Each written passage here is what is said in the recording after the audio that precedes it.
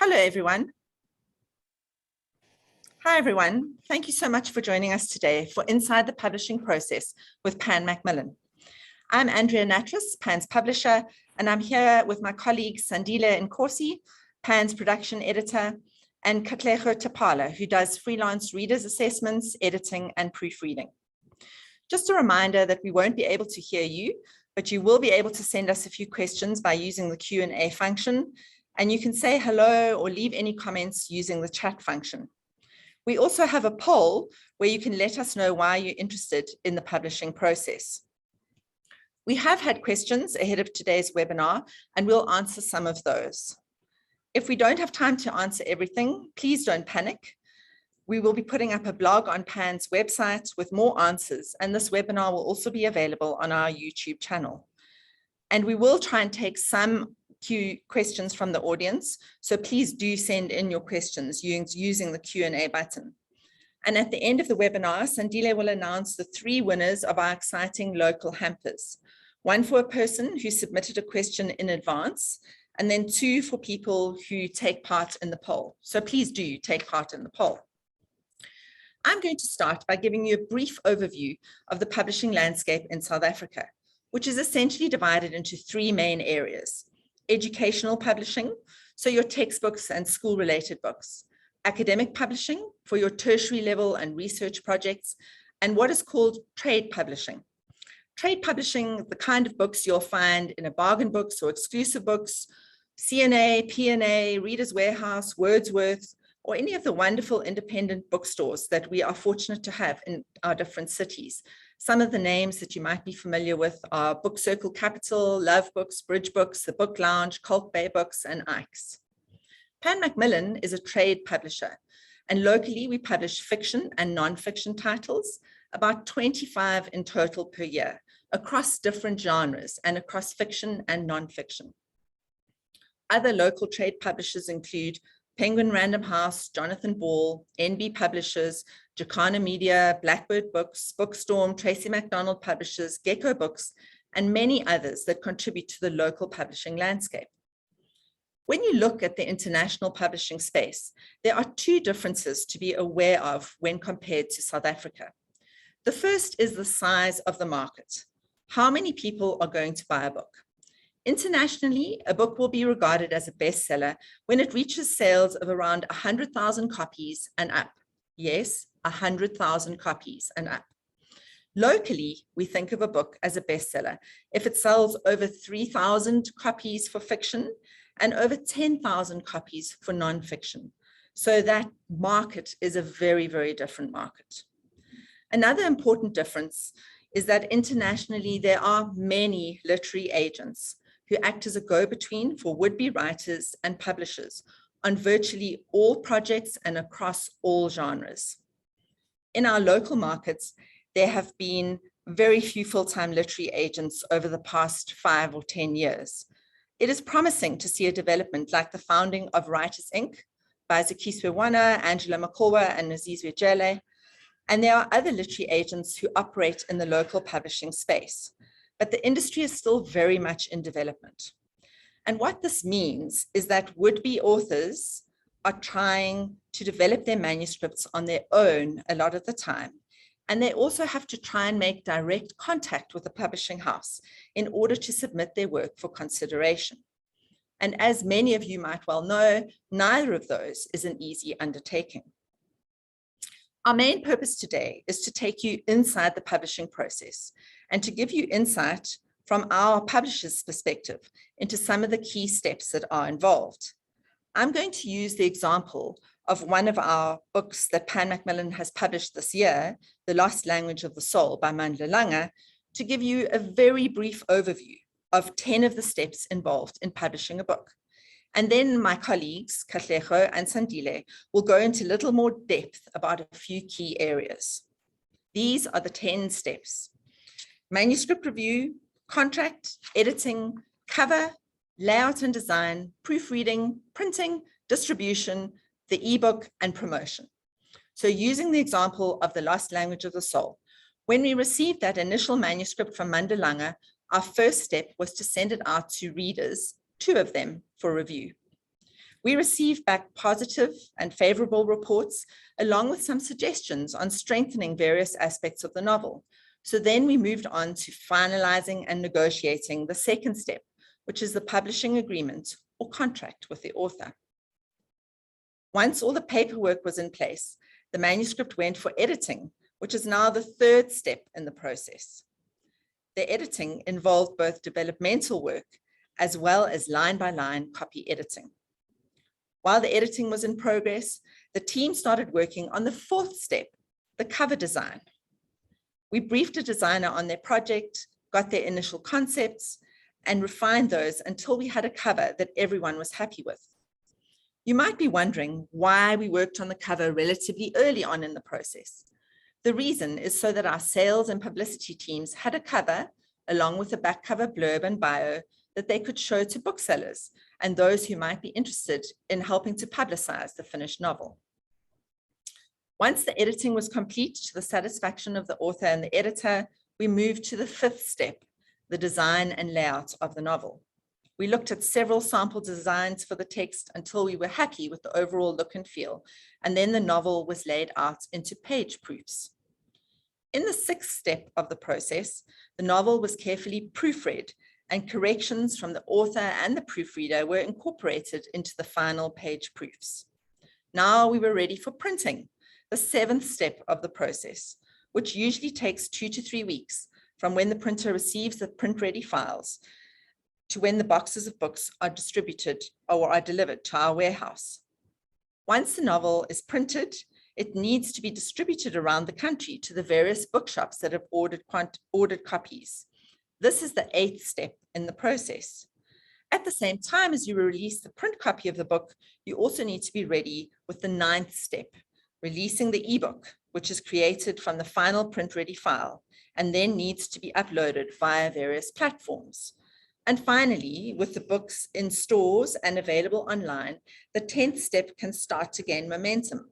The promotion of the novel via reviews and articles, via in-person and virtual events, and via book clubs and word of mouth to hopefully result in some best-selling sales for the author. Now, on this project, the duration of these 10 steps was from July 2020, when we first started the review process, to September 2021, when The Lost Language of the Soul was officially published. So it was 15 months in total. This had some COVID-related interruptions along the way. Generally, we like to have at least 6 months from the receipt of the final manuscript to holding the printed book. And I think it's also worth noting that that is quite different from the way in which international publishers operate, in that their lead times are often a 15 to 18-month process. I've given you a very brief overview.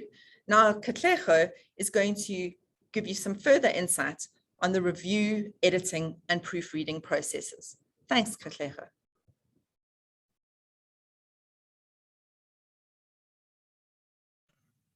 Thanks, Andrea. Hi, everyone. My name is Katlego Tapala, and I'm one of several freelance editors that works with Pan Macmillan. I'm going to go into the different kind of tasks that I may be asked to do, but in a sort of chronological order similar to what Andrea mentioned, so that I can give you a sense of the entire editing process. So the first step, as Andrea mentioned, is a manuscript review or manuscript assessment. That's usually the first step, even if it's done by another editor and not the same editor who's going to edit the actual book. This can be for unsolicited manuscript during the submissions window, or it can even be for already published authors. What I do then is read the manuscript and write a report giving feedback that will help the Pan Macmillan team make a decision on whether the manuscript is actually worth publishing. At this stage, I'm not really doing line edits, like looking at spelling mistakes or grammar or anything like that. I'm looking at 5 key things. Firstly, the quality of the writing, both on a sentence level and the overall plot or the narrative if it's nonfiction. I'm looking for clarity and accessibility. Sometimes big words just baffle people and nothing solid is being communicated. I'm looking for any issues that may give offense or be misunderstood, whether it be in fiction or nonfiction. We need to be aware of the audience and what sort of things could be triggering or incite negative conversations, if I can put it that way. Then I'm looking at how broad the book's appeal is likely to be. Will Pan have, even if it's not a bestseller, will they have a book that people actually take interest in? And who is that intended or potential audience? And then lastly, I'm looking at if there is room for improvement, where and how. And those are the kind of things that I also make suggestions on. Okay, then the next step would be actual copy editing, which can be done either by the same person who did the manuscript assessment or by another editor who is better acquainted with the subject material, for example. Based on the manuscript review, we would know whether we need an extensive edit. As Andrea mentioned, for example, with Mandlalanga's book, it took them about 15 months or so. Extensive edits often happen where, for example, perhaps the manuscript is not actually yet complete when it's submitted. And the author needs to do some rewriting in some sections, or if we have an already complete manuscript in our hands, the process can be cut a bit shorter. Either way, I do what I like to think of as working backstage. I think many writers who have never been through the editing process think that editors are there to make them look bad by pointing out mistakes, but it's quite the opposite. If your manuscript has made it this far where a publisher is willing to take a risk on it, of course, we don't want to lose you as an author either. If there's a spelling mistake, of course, I'll fix it as well, but it's never a disparaging process. And there is nothing that an editor does that the author does not get to see and give their own thoughts and opinions on. It is your book at the end of the day. And my aim is to be objective while also paying attention to your writing style and trying to maintain that as far as possible. Then another thing that I look out for during the editing process is consistency. This is very important. Consistency of the narrative, whether it's fiction or nonfiction. Does this narrative make sense? Does it follow logically? If there was a blue cat on page 5, is it still blue or is it green on page 10? If you spelled Sean as S-E-A-N, do you spell it as S-H-A-W-N on another page? So those are the sort of things that we look into. And in the end, the editing process, I think the aim is to bring out the best in you as a writer, which can be very challenging. I mean, we challenge you to see some of your blind spots that you lost sight of during those sleepless nights where you were hunched over a desk, for example. Then the next step would be proofreading. This is the final step in the editing side of things. Although I do both editing and proofreading, it is never on the same book. Proofreading needs a completely fresh pair of eyes. Another proofreader or editor who has not laid eyes on the manuscript before, who has not been looking at it for weeks or months and does not by then know it off by heart, because then there will be things that I would gloss over, for example, if I have already edited the book. Proofreaders look out for small things that may have fallen through the cracks during editing: a typo, a missing punctuation mark, layout, which Sandile will go into a bit further.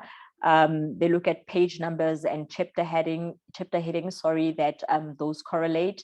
And then they also check that spelling and grammar are consistent with what we call the house style guide and the style sheet that the editor put together.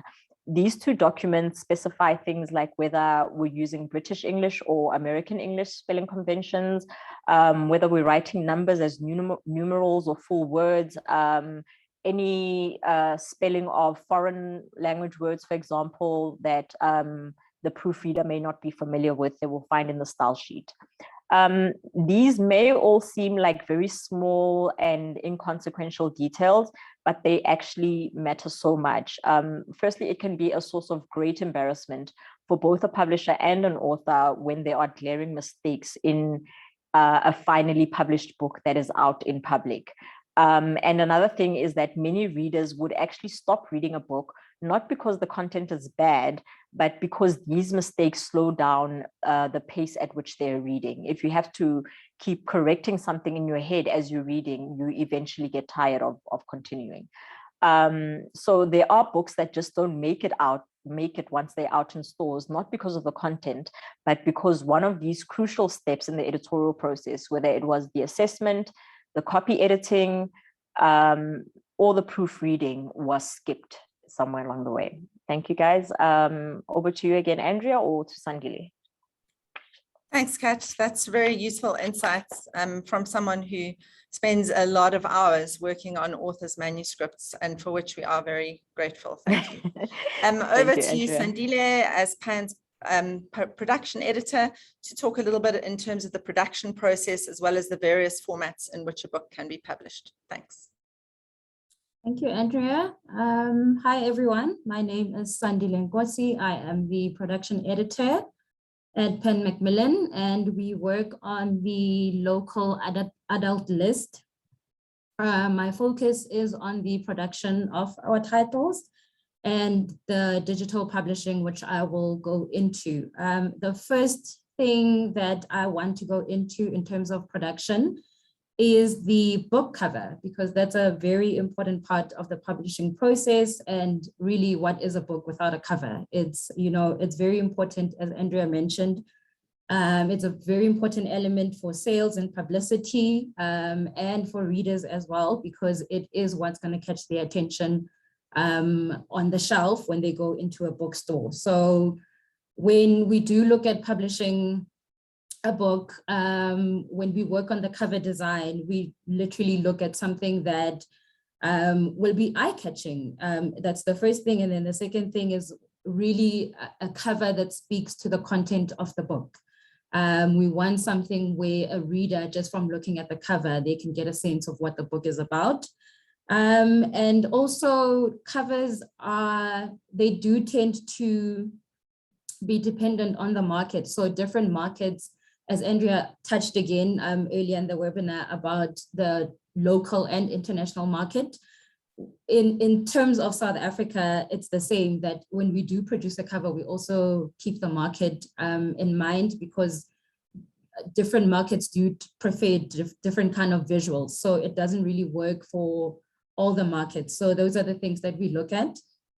And I've put here on the slide some of our covers, and these are all fiction covers, but as you can see, the designs tend to be different. And as I said, these do tend to be dependent on what the title is about. When it comes to fiction, we have commercial fiction, we have literary fiction. So we do want a cover that speaks to that, as this is the most important element of book production. And then the next thing that I will speak about is the typesetting, which we refer to as layout and design. And I've used an example here of A Family Affair by Sue, just to show you our overall thinking when we look at the layout and design.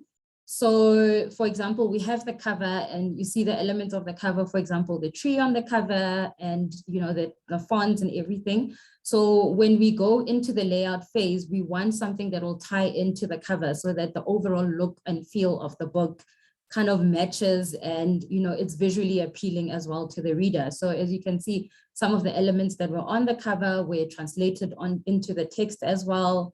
And also as chapter openers, like the same kind of text will also go, and the same ones that were used on the cover will also be used as maybe a chapter opener or a title, just to create that continuity in terms of design, and also the look and feel, so that it's appealing to the reader and easy for the reader as well. And in terms of typesetting as well, that's the process of, because usually, we get manuscripts in Word format. So typesetting is that process of designing that text, choosing the appropriate fonts, choosing the layout elements, choosing, various design elements. As I've mentioned, you can take elements from the cover and translating those into the text. And what then is produced from there is what we call a page proof. And as you see here, some of the, like the third image, which has the text, that is what we call a page proof. So usually when we have page proofs, then someone like Katlego will come in to proofread the text, and then it usually we go through several rounds of that where its corrections are implemented just to make sure that there's no mistakes, grammar is, proper, and to make sure that the final product does not have mistakes, and everything that Katlego touched on that a proofreader is meant to be working on.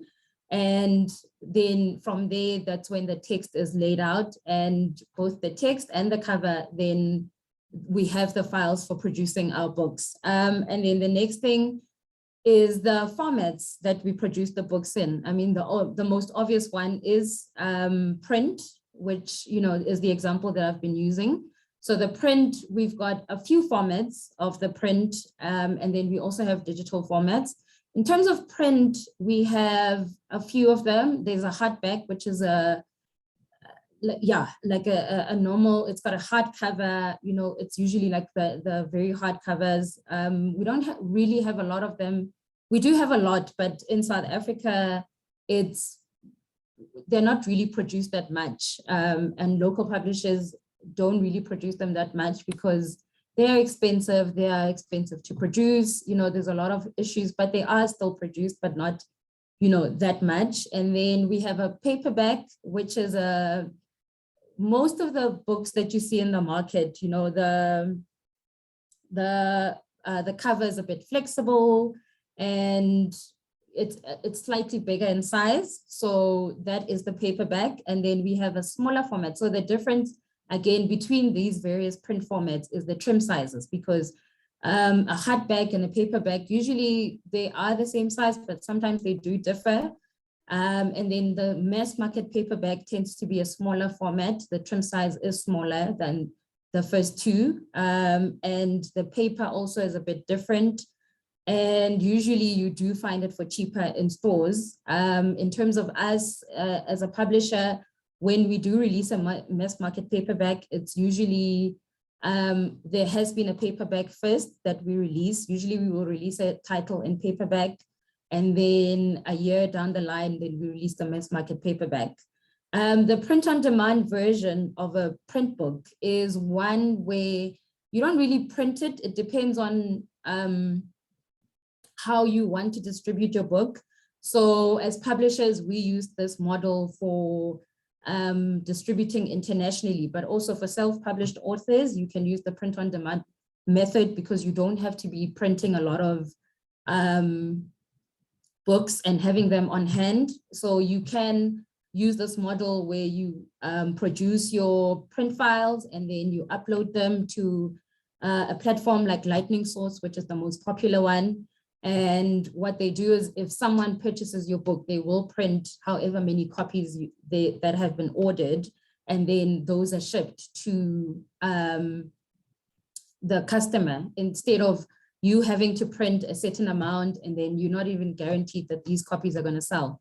So it is actually quite a recent model. It hasn't always been there, but it is something that publishers and self-published authors are moving towards. In terms of the digital formats, we do have ebooks and audiobooks.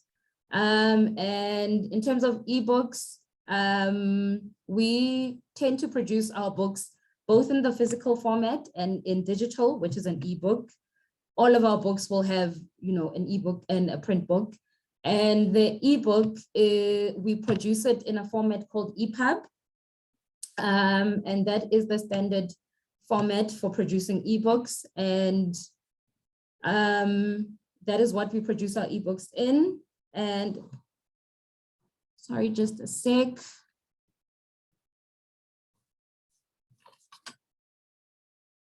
Sorry. Yes, thank you, Eileen. And a popular software for producing these ebooks, you can use InDesign or you can use Calibre. It's a free software.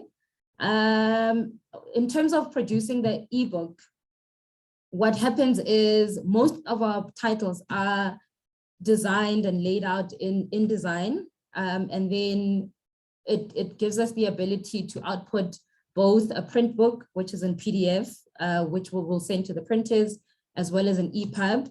And then in Calibre, you are able to produce, your ebook in other various formats. For example, Amazon uses the .mobi format, so you can also convert it to that. And then in terms of digital rights management, that is the measures that a publisher will put in place to make sure that the ebooks that we produce are not illegally copied or distributed, or they land up on piracy websites and all of those things. So DRM is a measure that is put in place to make sure that ebooks are not, the ebooks that we produce are protected from illegal piracy and all of that. And then there are several methods where we distribute ebooks with, and we have the retail model as well as the subscription model, which is also becoming popular. So usually in retail, we have retailers such as Amazon, Kobo, your Snaplify, your Google Play Books. This is where you can purchase trade books usually, but there are other retailers that do sell ebooks as well. And in terms of the subscription model, that's the model where you can borrow an ebook. That's the lending model. And usually this is used by libraries and institutions, and sometimes corporates will have their own private library and they use this model. And then the other format that we do produce our books in is audiobooks. And really an audiobook, how we produce it is that we will get a narrator to just read the book word for word. And then they produce this, it's produced in the studio, and the most popular format for these audiobooks is MP3 format. And usually the audiobook will have a different cover. It's usually a square format, similar to like a CD cover. And these can be produced physically as CDs, or they can be distributed digitally through platforms such as Audible or Kobo Audio. There's various distributors out there for audio, and it's a growing market. So there are many distributors out there that are able to produce the audio books as well as distribute them. And these are the various formats that we have for our print books. Our books that we produce. Over to you, Andrea. Great, thanks, Sandile. Now we're going to turn our attention to all of the questions that we've received via email. Thank you to everyone who sent in their questions beforehand. There were a lot of them, and thank you to Pauline for coordinating everything that you've received. We are also trying to answer some of the questions that have come up in the Q&A, but I wanted to just say, if you've sent us a question and we run out of time before we answer it, please look out for a Pan Macmillan blog post that we're going to do in the next week to 10 days, and that will answer some of the questions that we don't manage to get to. Also, I think quite a few of your questions have been covered just in terms of the discussion that we've had so far. But I know there are always more questions to be asked. And also just a reminder, please enter the poll if you haven't already done so, because 2 of our hampers are being drawn randomly from people who have actually entered the poll. So if you want to stand a chance to win a nice hamper of books, that's the thing to do. Now, Sandile, Katlego, and I are really going to just take turns in looking at some of these questions and giving you answers.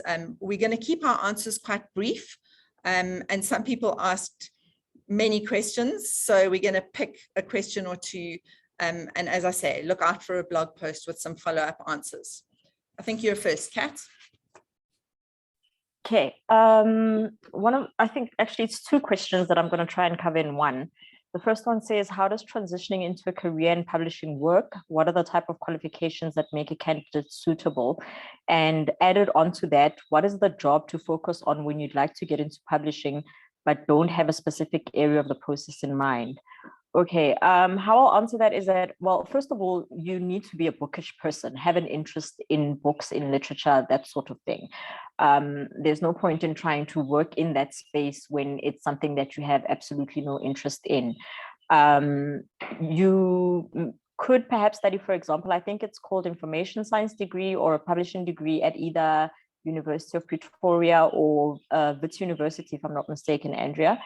Or you could also have studied something in another stream like English or linguistics, those kind of things if you want to work in editorial. But I think also what most people don't realize is that there is a much bigger team behind a single book. There's marketing, there's PR, there is the sales team, there is the design team who design the jackets and layout, for example. Then there's the editing and proofreading. So there's really so many areas that you could branch into, and that just depends on your interests at the end of the day. What are you most comfortable with? I started out in marketing, but I found myself drawn more to the editorial side. So I would offer to help Andrea with reading manuscripts, for example, just to get a feel of what kind of work I would be doing if I ventured into that. I think I've covered that. Sandile? Thanks, Katlego. The question that I'm going to answer is, how much does it cost to publish a book with Pan Macmillan? And the second question is, how much do pen editors charge per word?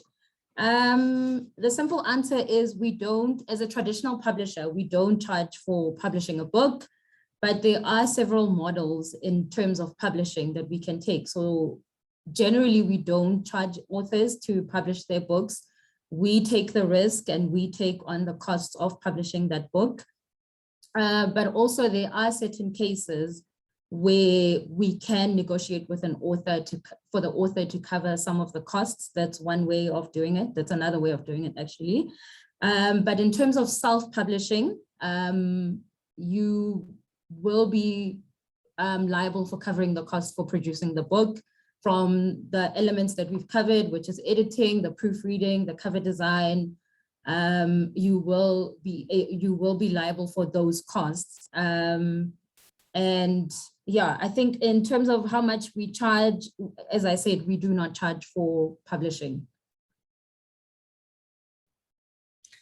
Great. The question that I want to answer is, what is the value of fiction in South Africa today? And I'm treating it as a philosophical question in terms of the value of fiction rather than in monetary terms. And one of my colleagues has a wonderful analogy. She talks about books as windows and mirrors. So books are either there to reflect some aspect of you back at you if you're using it as a mirror, or they're there as a window to provide insight into a very different world. So books are there for entertainment, across genres. You have different value in terms of them. And I think that sometimes they're enlightening because they're giving you another sense of somebody's world, somebody's experiences. But the bottom line for me is that as South Africans, we've all got amazing stories to tell, and we've all got amazing stories that we can read from other people. And so I think that the real value of fiction is in providing those kinds of stories and those kinds of mirrors and windows into various people's experiences. Katlego? Sorry, I forgot to unmute there. The next question is, what qualification is required to write a publishable book? Really, write, first of all. You don't necessarily need a degree in creative writing or an MFA or anything like that, but you do need to read widely, especially in whichever genre you want to write in. Like, I think that's one of the things that we pick up the most during the open submissions period.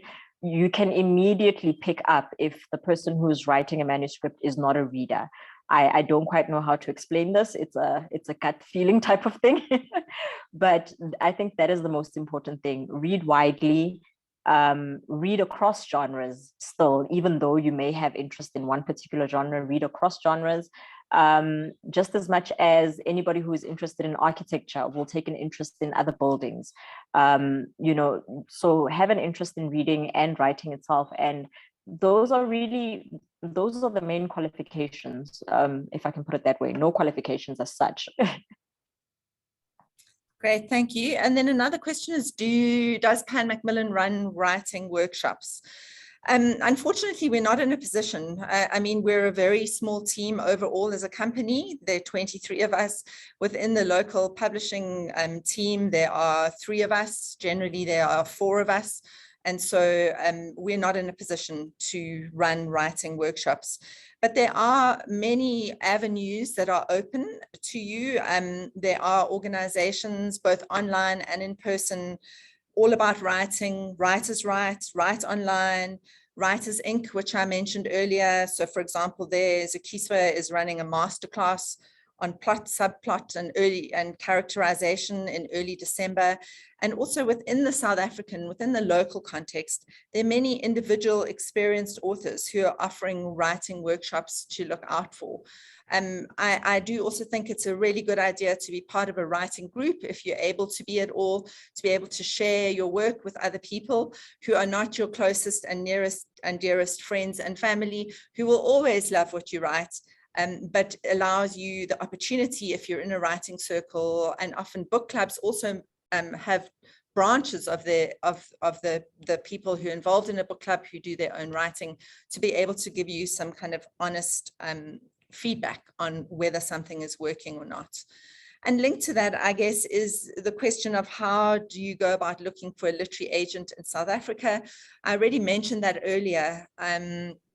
It's very tricky because there are so few literary agents operating in South Africa. Often my suggestion is, if somebody really believes in their writing, then they must try and approach international literary agents who represent across genres. As I've already mentioned, the local markets, you know, the kinds of quantities you're looking at, 3,000, 10,000 copies. If you're able to get your book published internationally and in South Africa, you really are going to be in a win-win situation. And then just to say, we received quite a lot of questions around children's publishing and children's literature in South Africa. As we've already commented, we're the adult local team, so children's literature is not our speciality at all. And what we're going to do is we'll ask our children's publisher to help us with answering some of those questions that you've asked about children's publishing, and we'll put those into the blog post. And, you know, simple questions like, if you have a picture book idea, can you submit it without having any illustrations? Yes, you can definitely do that. You know, that's a process that happens. But I think it's far more effective to have someone who's a specialist in children's publishing be able to give you some feedback on that. Sandile? Yes. So the next question is, in an era of self or independent publishing, which has to some degree democratized the publishing sector, how possible is it to maintain standards and share best practices between independent and established publishers? I think for this, it really depends on the skill sharing. For example, we have Katlego, who does work for us as established publishers, but also she can freelance for an independent publisher. Therefore, best practices when it comes to editing or proofreading are maintained. And that happens with all of the freelancers that we tend to use, whether it's a book designer or a typesetter or a cover designer. Those skills, the freelancers that we do use tend to transfer their skills, whether it's in working for a traditional publisher or for an independent publisher. So the standards do get maintained. The sharing of knowledge is maintained. So that's how all the standards are maintained between the independents and the established publishers. Katlego? Okay, the next 2 questions I think tie in with one another. The first is, what is the biggest mistake authors or budding authors make when they submit their manuscripts to a publisher? And the second is, how can an author ensure that their manuscript stands out and is noticed? Okay, first I would say during the open submissions period, which would appear on a publisher's website or their social media pages and so on, pay attention to the chapters that you send. Often the publisher asks for 3 chapters, not the entire manuscript, unless they come back to you and ask for the entire manuscript. Pay attention to the chapters that you send. We usually ask for 3 chapters, and I would say it's advisable to send chapters that are in chronological order so that we get a good feel for the story, what it's about, where it's headed. If you send random chapters like chapter 1 and then chapter 5 and then chapter 10, because those are your favorite or what you feel are your best, it doesn't help us much to get a feel for what the story is about. We receive hundreds of manuscripts during the open submissions period. So for me personally, I feel that the opening chapter that you send needs to really grab my attention for us to at least put it in the maybe pile, if not the immediate yes pile. Another thing that I think that answers some of the mistakes that people make is that sending a manuscript or even those 3 chapters that you haven't at least done an edit of yourself. I mean, we don't expect it to be perfect during the submissions period, but if there are obvious glaring mistakes, that already does not count in your favor. And then also format, please. This is quite important. If you're asked to send a Microsoft document with 1.5 line spacing, send us a PDF. I hope that answers everything on both those questions. Yeah. I always say it's a good idea to at least get the name of the publisher that you are sending something to correct, because we've seen a number of very bizarre variations on Pan Macmillan over the years. Someone's question, how long should it take to get a response from a publisher once you submit a manuscript? It really does depend on if you are dealing with an open submission period or if you've been asked to submit a manuscript. One of the things just to appreciate, and again, this is where the literary agent often comes in, as a small local publisher, Pan, you know, the 3 of us who are currently in the team, our focus has to be on producing and publishing the books that we have signed up and that we've committed to for a particular year. So we do a lot of outsourcing of manuscript review and reading, and we also do like to pay attention to manuscripts that we are having a look at, which takes time. I would say that between kind of 6 to 8 weeks is a very reasonable amount of time, but if it is a high influx period where we've got an open submission period happening, for example, then it might take a little longer. And I think what is important is for publishers to communicate with you in terms of that process. And we don't mind getting an email saying, you know, are you still looking at my manuscript? How is that process going? But it really is a process that I think requires quite a lot of patience. And linked to that is somebody's question about if a submission is not successful, what advice would you give to an author? And my answer there is that I would suggest that you take very careful note of whatever feedback that you are sent, because a publisher, in giving you some feedback, is also giving you advice on perhaps character developments or plot. But it can also often be the case that a manuscript is just not suitable for a particular publisher. So linked to the kind of read is also do your research, see who publishes what in what genres, what publishers' strengths are. So for example, much as we might love poetry, Pan Macmillan does not publish poetry. So if you send a poetry submission to us, unfortunately, it's not something that we can consider for publication. And then the last question, if you're published by Pan Macmillan in South Africa, do they automatically market your book internationally? The answer to that is unfortunately no, it is not an automatic process.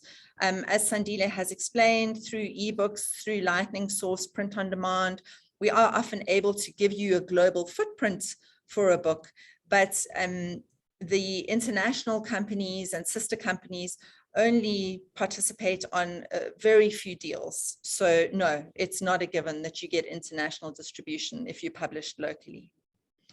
Sandile, over to you. Thank you. The next question is, can a book that is already published or self-published be submitted for consideration? And the simple answer is that unfortunately it cannot be considered because it's already been out there, it's already read, and we're not even sure what the reach of that book is. So unfortunately, we are not able to consider books that have been previously published. And the next question is, how do I ensure that I protect the author's rights to the work? In terms of our copyright law in South Africa, if you put an idea into tangible form, so as soon as you start writing and you have your manuscript, then your manuscript is protected by copyright. So if an issue arises where you feel like someone has copied your work or has, I don't know, made modifications or used it in a way that is not authorized, then you can prove using your manuscript that it is your work. So you are automatically protected under the Copyright Act for anything that you put that is in tangible form. Katlego? Sure. The next question is, how many times does a new or first-time writer get to submit ideas or manuscripts? And also tied to that, if turned down, can you rework and submit again? Can you submit another idea altogether?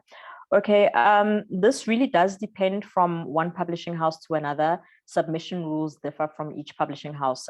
So it's very difficult to answer that directly. But if you're turned down, can you rework and submit again? That also depends on the publisher. If, for example, you send something to us and we do see that there's potential, we could write back to you and let you know what we think you could improve on, and if you could then send us, say, a second draft, and then we'll have a look at it again.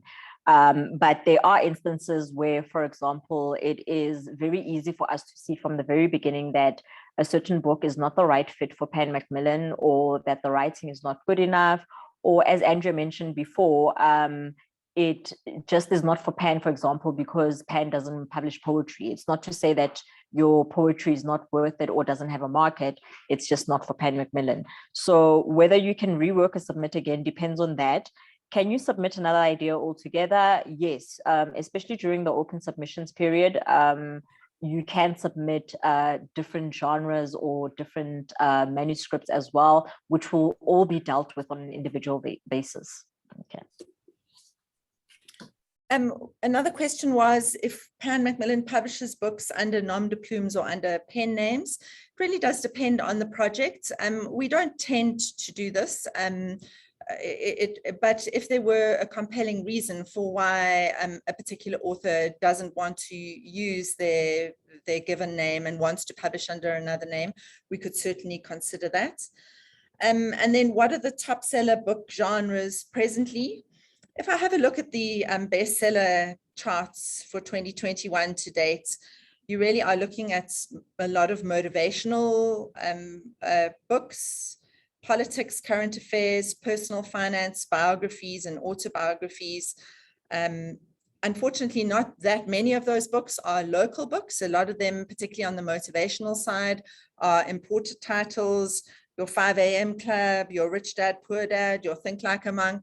Those are not new titles, but then they are bestsellers over and over and over again. And then there are other titles that are South African titles, South African specific. A lot of those are current affairs, politics, or biographies and autobiographies. So yeah, those are some of the best-selling genres. Sandile, about the question about the target market. Yes. How do you go about attracting a particular target market for each book published? So before each book is published, we do look at what the target market is for that book.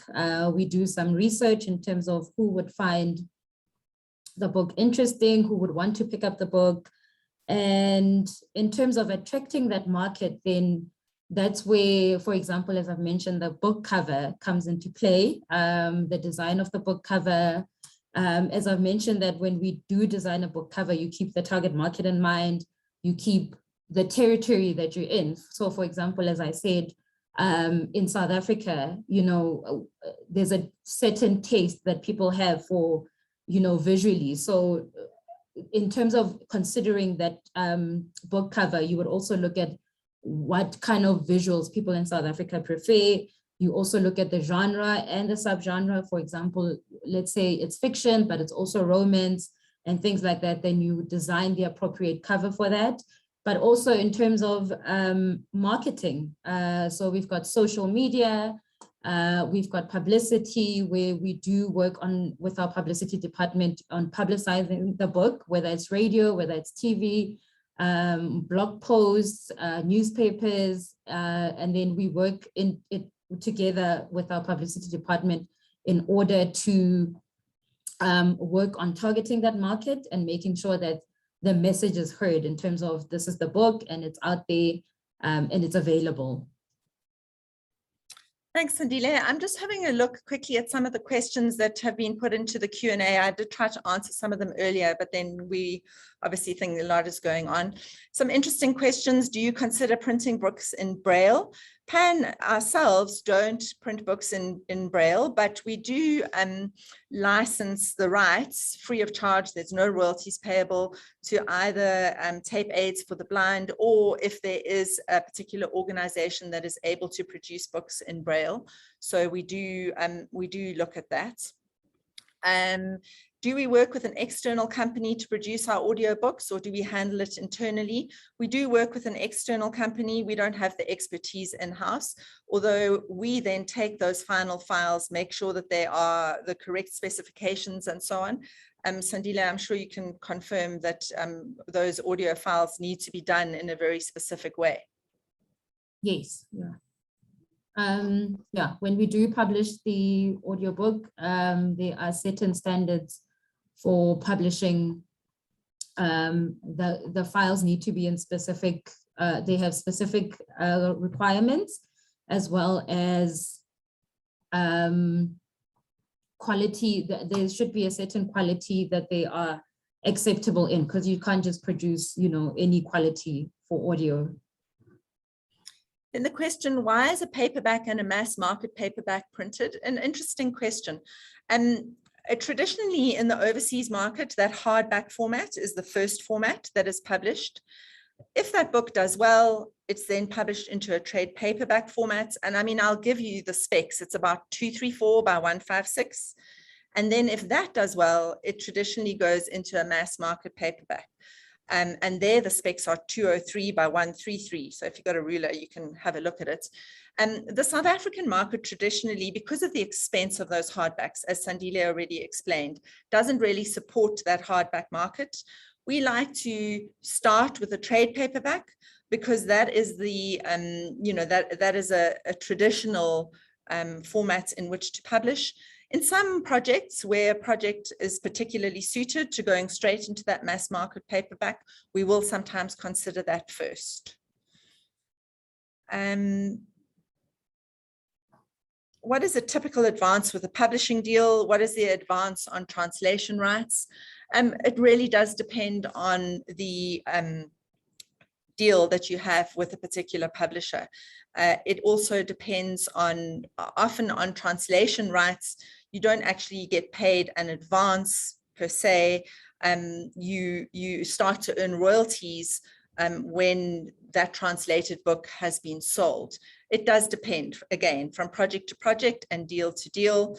And I mean, there's been a lot of there's a lot of difference in terms of what the South African market is able to afford when it comes to an advance versus an international author.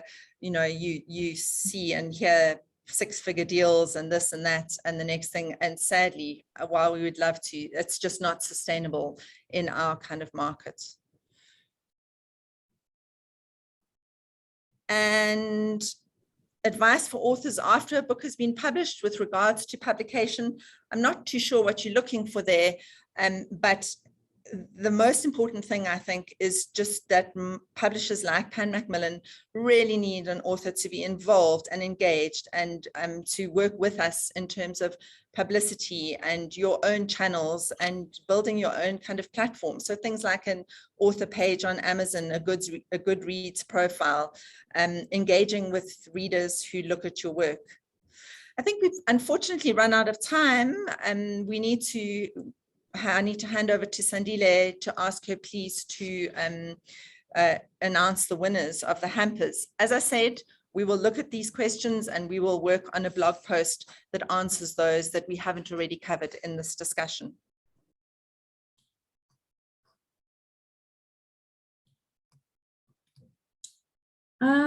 Thanks, Andrea. So as mentioned, we will be handing out 3 hampers. The first one is for the person who has submitted a question. We will have a randomized spin and then a name will be selected.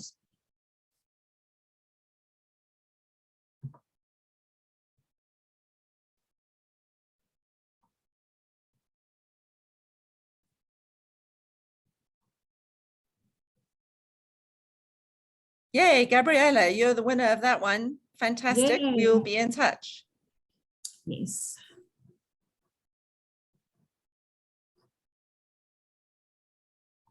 And then the next 2 hampers will go to the 2 people who have participated in the poll. Again, we will just randomly select. Thank you, everyone, for taking part in that poll. That's a lot of names. Yes.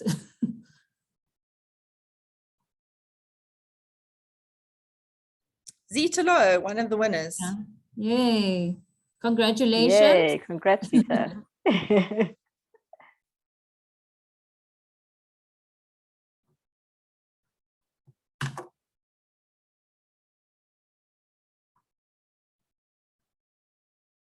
We will draw the next name.